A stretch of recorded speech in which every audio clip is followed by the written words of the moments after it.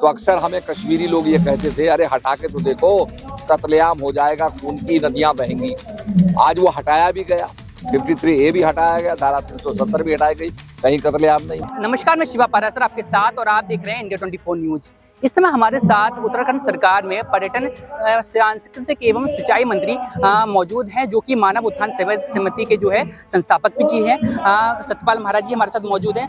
महाराज जी, सबसे पहले तो आपसे जानना चाहेंगे, आज जो कार्यक्रम रखा गया है किस विषय में रखे गए हैं? ये कार्यक्रम हमारा जो है, हमने यहाँ पर आश्रम बनाया है, उसका लोकार्पण हो रहा है और उसी उपलक्ष्य में यहाँ कार्यक्रम रखा हुआ है, ताकि लोगों को सद्भावना का जो है परिचय मिले और लोगों में सद्भावना पैदा हो, आध्यात्मिक शक्ति का जागरण हो, उसी से भारत विश्व गुरु बनेगा। महाराज जी, दूसरे सवाल मेरा ये रहेगा, पर्यटन की दृष्टि से अगर उत्तराखंड में देखा जाए तो आपके मंत्री बनने के बाद आपका जो है कितने % जो है पर्यटन दर जो है उत्तराखंड में बढ़ी है? क्या कुछ करने चाहिए? पर्यटन बढ़ा है, हमारी 4 धाम यात्रा बढ़ी है। पिछले साल हमारी करीब 46 लाख के करीब 4 धाम यात्री आए थे। इस बार हमारे 56 से ऊपर बढ़ करके यात्री आए हैं, तो 4 धाम में प्रचुर मात्रा में यात्री आए हैं और बहुत बड़ी यात्रा ये हो गई है।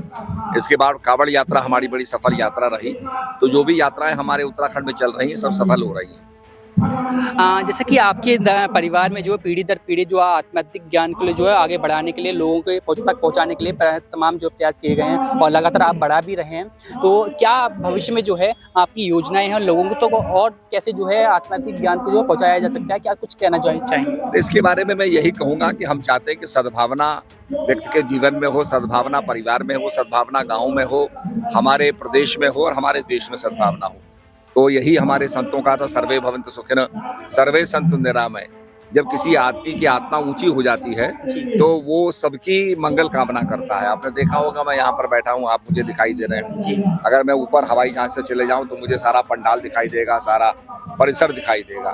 तो इस रूप में जब आदमी की एलिवेट हो जाती है आत्मा, तो वो सबकी मंगल कामना करता है, केवल अपनी जात विशेष की नहीं, अपने धर्म विशेष की नहीं करता, सबकी मंगल कामना करता। उसी उद्देश्य से ये कार्यक्रम हो रहा है। जैसे कि जो है आध्यात्म की शक्ति से जो है हमारा देश जो है किस प्रकार से विश्व गुरु बन सकता है, क्या कुछ कहना चाहेंगे? इसमें मैं कहना चाहूंगा कि आध्यात्मिक शक्ति से ही विश्व गुरु बनेगा, क्योंकि जो गुरु शब्द है वो ज्ञान देने का शब्द है और ज्ञान अध्यात्म से प्राप्त होता है। और हमारे ऋषियों ने, नचिकेता ने यमराज से ज्ञान प्राप्त किया, इसी प्रकार से अर्जुन ने भगवान कृष्ण से ज्ञान प्राप्त किया। आज सारी दुनिया में वो उसकी प्रशंसा लोग कर रहे हैं, उसके आत्मसात करने का प्रयास कर रहे हैं। तो अध्यात्म से ही ज्ञान प्राप्त होता है और अध्यात्म की शक्ति से ही हमारा जो देश है वो विश्व गुरु बने। जिस तरह की जो है आने वाले 2022 के 24 के चुनाव में जो लोकसभा चुनाव जो आने वाला है, किस प्रकार से जो है आपका योगदान रहने वाला है 2024 के लोकसभा चुनाव को लेकर? मैं योगदान तो उसमें दूंगा ही निश्चित रूप में। हम लोगों का बहुत बड़ा विस्तार है और उसमें पूरा योगदान होगा। अभी मैं स्टार प्रचारक के रूप में छत्तीसगढ़ में था, जहाँ भी प्रचार करने में गया वहाँ बम्पर वोटों से जो है पार्टी जीत रही है और सभी को मैं बधाई भी दे रहा हूँ। मुझे सरगुजा जाने का मौका मिला, रायपुर जाने का मौका मिला, तो वहाँ प्रचंड बहुमत से जो है हमारी पार्टी आ रही है। और मैं आपके माध्यम से माननीय प्रधानमंत्री जी को, अमित शाह जी को, नड्डा जी को धन्यवाद देना चाहूँगा कि उनकी मेहनत रंग लाई और सब कार्यकर्ताओं ने योगदान दिया। ये तो बहुत बड़ा यज्ञ है और इस यज्ञ में सबकी आहुति पड़ती है, उसमें कार्यकर्ता की आहुति पड़ी, जिससे हमारी पार्टी सफल हुई है। बहुत बहुत धन्यवाद आपका समय देने के लिए। अभी हमारे साथ आपको बता दें, महाराज सतपाल महाराज जी मौजूद थे, जो कि उत्तराखंड सरकार में जो है कैबिनेट मिनिस्टर हैं। फिलहाल में जो है इस खबर में इतना ही। बने रहिए इंडिया 24 न्यूज के साथ। वीडियो जर्नलिस्ट देव पारासर के साथ मैं शिवा पारासर, बिजनौर। क्या उद्देश्य है इसका? उद्देश्य सद्भावना फैलाना है। हमारा लक्ष्य यह है कि परिवार में सद्भावना हो, व्यक्ति के जीवन में सद्भावना हो, हमारे गांव में सद्भावना हो, हमारे नगर में सद्भावना हो, हमारे प्रदेश में सद्भावना और भारत में सद्भावना हो। तो जो हमारे संतों ने सत्य की बात कही, सत्य को आत्मसात करने की बात कही, सद्भावना फैलाने की बात कही, इसीलिए हमारे संतों ने कहा कि सब सुखी हो, सबका कल्याण हो। तो ये भावना जो थी, संतों की भावना थी, उसी को चरितार्थ करने के लिए हम लोग यहाँ आपके बिजनौर में आए हुए हैं। क्या ये प्रत्येक वर्ष इसी तरीके से चलता रहेगा? ये प्रत्येक वर्ष नहीं है। इस समय हमारे आश्रम का लोकार्पण भी था, तो उसके साथ साथ हम यहाँ पर कार्यक्रम भी हमने किया। तो हमारा जो यहाँ पर समुदाय है वो सब लोगों को दर्शन और सत्संग का जो है लाभ प्राप्त हुआ है। महाराज जी, जैसे आप तो उत्तराखंड के पर्यटन मंत्री हैं, उत्तराखंड में पहला सिग्नेचर ब्रिज बनने जा रहा है, उसके बारे में क्या? कहाँ पर बन रहा है Badrinath bridge? Signature bridge Badrinath. Badrinath के अंदर ब्रिज तो बना हुआ है जो अलकनंदा के ऊपर है, पर निश्चित रूप में वहाँ पूरा उसका परिसर जो बन रहा है वो माननीय प्रधानमंत्री जी अपनी रुचि लेकर के उसको बनवा रहे हैं और पूरी उसमें यात्रियों के लिए सुविधाएं होंगी। आपको पता है कि इस समय चारधाम यात्रा हमारी बम्पर चली है और बहुत ज़्यादा यात्री आए हैं। पिछले वर्ष तो करीब 46 लाख के करीब यात्री आए थे। अब हमारे जो है 65 से ऊपर यात्री चले गए हैं, लाख के करीब चले गए हैं। तो बहुत बड़ी संख्या में लोग जो हैं चार धाम की यात्रा करने आ रहे हैं। हमने पर्यटन क्षेत्र के अंदर ये भी किया है कि शाक्त सर्किट, शैव सर्किट, वैष्णव सर्किट, नवग्रह सर्किट, गोलजू सर्किट और अनेक सर्किट्स बनाए हैं, नवग्रह सर्किट, जिससे कि जिन सर्किट से और भी लोग जो हैं और भी डाइवर्सिफाई हो जाएं और भी स्थानों पर जाएं तो उनको लाभ मिलेगा।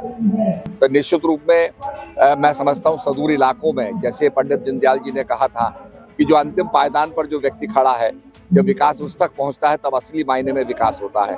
तो आज उसी को चरितार्थ करने का हम लोग काम कर रहे हैं। और मैं है जी 2024 के लोकसभा चुनाव को लेकर आपकी क्या रणनीति है? निश्चित रूप में उसकी रणनीति तो बनाएंगे, हमारे अमित शाह जी बनाएंगे, हमारे नड्डा जी बनाएंगे, माननीय प्रधानमंत्री जी बनाएंगे नीति। पर निश्चित रूप में आपने देखा होगा कि जो राज्य थे जिनके बारे में कहा जा रहा था कि साहब ये विपरीत जाएंगे, आज वो सारी बातें मिथ्या हो गई, सारे एग्जिट पोल फेल हो गए हैं और आप देख रहे हैं कि जनता ने जो चाहा है वही हो रहा है। तो जनता में विश्वास पैदा हुआ है कि आखिर इतने साल बाद एक पॉजिटिव जो है आउटलुक लेकर के प्रधानमंत्री आया, भारत को सर्वोच्च बनाना चाहता है और जो भी कार्यक्रम प्रधानमंत्री करते बड़े शान से करते हैं और उसका बड़ा प्रभाव होता है, व्यापक प्रभाव होता है। अभी अभी आपने देखा चंद्रयान के मामले में देखा होगा, धारा 370 और आर्टिकल 53A, जिसके बारे में, क्योंकि मैं तो पार्लियामेंट में भी रहा हूँ, तो अक्सर हमें कश्मीरी लोग ये कहते थे, अरे हटा के तो देखो, कत्लेआम हो जाएगा, खून की नदियां बहेंगी। आज वो हटाया भी गया, 53A भी हटाया गया, धारा 370 भी हटाई गई, कहीं कत्लेआम नहीं हुआ। तो ये जो भय था जिससे भारत को पूरा डरा के वो रखते थे, भारतवासी थे वो हमारे, पर वो डरा के रखते थे, आज वो सब खत्म हो गया है। और आप देखेंगे कि हमारी दृष्टि इस समय POKP पे लगी हुई है और निश्चित रूप में वो भारत का अभिन्न अंग है और हम चाहेंगे कि भारत का विलय उसमें हो निश्चित रूप में। और मोदी जी के जो काम हैं वो पूरे दुनिया में लोग सराह रहे हैं उन कामों को, तो निश्चित रूप में उनका नेतृत्व और सबल हो, यही प्रयास हमारा है। मैम, आज की जो कार्यक्रम हुआ है, आज के कार्यक्रम के विषय में क्या कुछ कहना चाहेंगे? किस विषय में आज कार्यक्रम हुआ है? महात्मा विदुर की धरती पर आज हमारे बिजनौर में एक संस्कृति का एक और अध्याय जुड़ रहा है। सतपाल महाराज जी का जो आश्रम यहाँ बना है वो वाकई हम सबके लिए लगता है एक मील का पत्थर स्थापित होगा और बहुत खुशी की बात है, क्योंकि जो हमारी संस्कृति, हमारा जो धर्म है वो हम सबको एक होने का अभी सद्भावना दिवस के रूप में आज ये कार्यक्रम बना रहे हैं। तो हम सब मिलकर इस सद्भावना को आगे बढ़ाएं और सब मिलजुल कर जो यहाँ का जो लक्ष्य है, हमारे महाराज जी जो चाहते हैं कि सबका साथ, सबका विकास, सबका साथ हो, तो उसी के साथ को हम आगे लेकर चल रहे हैं और बहुत मेरा शुभकामनाएं हैं और सब लोग जुड़े, इससे सब लोग अपने धर्म से जुड़कर आगे बढ़े। हमारे उत्तराखंड में नरसिंह भगवान की बड़ी पूजा होती है, सताता है तो अपने प्रभु को पुकारती है, याद करती है नरसिंह को कि मेरे साथ अत्याचार हो रहा है, मेरे साथ जो है सौतेला व्यवहार हो रहा है। और जब वो पुकारती है तो नरसिंह भी प्रकट होता है और उस परिवार का नुकसान नाम के सुमरण मार्ग से कल्याण में प्राप्त हो जाता है। ये मेरे लिए जो रस्सी डाली गई है, इसी के सहारे मैं उठाया जाऊंगा, मुझे ये पुल करेगा, खींचेगा। तो पूरे मनोयोग से वो फंदा टूट ना जाए, रस्सी छूट ना जाए, आप उसे कस करके पकड़ते हैं, शरीर पर बांध लेते हैं, तो वही सहारा है। ऐसे ही आध्यात्मिक जगत में संत लोग बताते हैं कि प्रभु का नाम भी सहारा है। उसको बांध लो, पूरी तरीके से पकड़ लो। जब पूरी तरीके से पकड़ोगे तभी तो निकलोगे बाहर, और छूट जाएगा तो कैसे निकलोगे?